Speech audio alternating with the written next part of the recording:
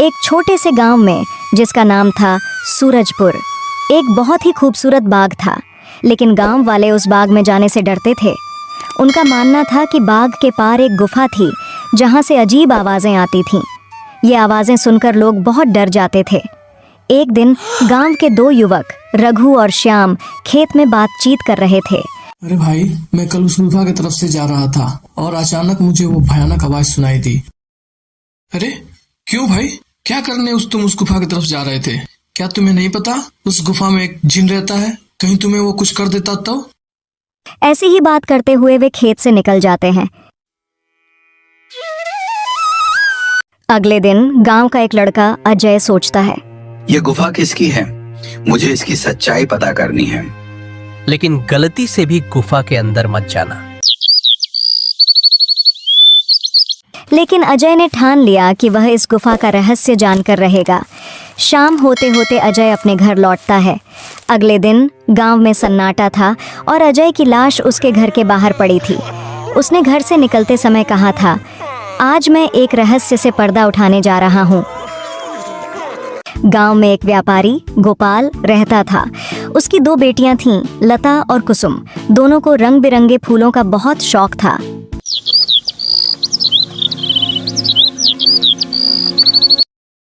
चलो आज हम बाग में चलते हैं। लेकिन पापा हमें वहां जाने से मना करते हैं। बिल्कुल सही कहा तुमने, वो बाग सच में बहुत खूबसूरत है, लेकिन पापा कहते हैं कि गुफा में एक भयानक जिन है। लेकिन क्या किसी ने उस जिन को देखा है? नहीं, बस आवाजें ही सुनी है। चलो हम कल बाग में जाएंगे और शायद अजय भाई की मौत का राज भी पता चल जाए। मैं शहर जा रहा हूँ, तुम दोनों अपना ख्याल रखना और उस बाग में मत जाना।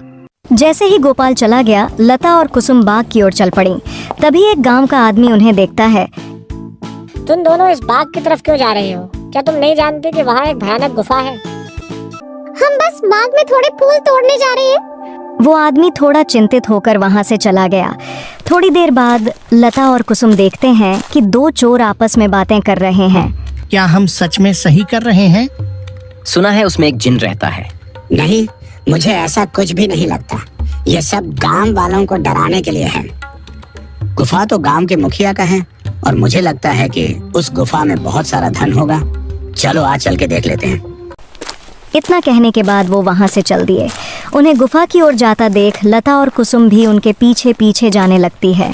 तभी वो देखती है कि चोर गुफा में जाने ही वाले होते हैं। तभी वहाँ एक औरत आती है जो भयानक दिख रही थी और उसके हाथ में रंग बिरंगे फूल होते हैं। तभी वो औरत उन चोरों से बोलती है, कहाँ जा रहे हो? क्या तुम्हें नहीं पता उस गुफा में जिन रहता है? भाग जाओ यहाँ से, नहीं तो वो तुम्हें मार डालेगा। कौन है वहाँ? क्या कोई मेरी आवाज सुन सकता है? मुझे इस गुफा से बाहर निकालो, मुझे यहाँ से जल्दी बाहर निकालो। अरे बाप रे, भागो भागो यहाँ से। ये सुन के चोर वहाँ से भाग जाते हैं। ये सब लता और कुसुम देख रही थी। तभी वहाँ लता और कुसुम के सामने वो औरत आ जाती है जो बहुत ही भयानक दिख रही थी और उसके हाथ में रंग बिरंगे फूल होते हैं। तुम यहाँ क्या कर रही हो? हम तो बस बाग घूमने आए थे काकी, पर आप यहाँ क्या कर रही है? मैं तो यही रहती हूँ, यही मेरा घर है। तुम दोनों यहाँ से चली जाओ, नहीं तो जीन तुम्हें मार डालेगा। क्या सच में उस गुफा में जिन है? हाँ, और ये बहुत खतरनाक है। और इतना कहने के बाद वो औरत वहाँ से चली जाती है।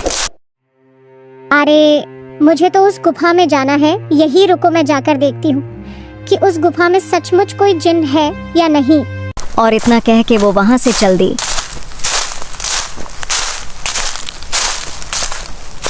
और जैसे ही वे गुफा के पास पहुँचती हैं, उन्हें एक भारी आवाज सुनाई देती है। कौन है वहाँ? क्या कोई मेरी आवाज सुन सकता है? मुझे इस गुफा से बाहर निकालो, मुझे यहाँ से जल्दी बाहर निकालो। क्या तुम वही जिन्न हो? हाँ, मुझे यहाँ से बाहर निकालो, मैं तुम्हें कोई नुकसान नहीं पहुँचाऊंगा। तभी अचानक गुफा के अंदर लता ने देखा कि एक डरावनी परछाई वहाँ थी। मैं तुम्हारी मदद कर सकती हूँ। तुम्हें गुफा के तहखाने में जाना होगा, वहीं से तुम्हें मेरी मुक्ति का राज पता चलेगा। जैसे ही वह तहखाने में जाती है, वहाँ एक आग जल रही थी। हे जिन, मैं यहाँ तुम्हारी मदद करने आई हूँ। तभी उसने जिन की आवाज सुनी। तुम्हें मेरी मदद करनी होगी। उसने बताया कि वह कई सालों से कैद है। मैं तुम्हें बताता हूँ कि मुझे कैसे आजाद किया जा सकता है। तुम्हें उस औरत की झोपड़ी में जाकर एक चमकदार फल लाना होगा। मैं जरूर लाऊंगी। और इतना कह के वो वहां से चल दी।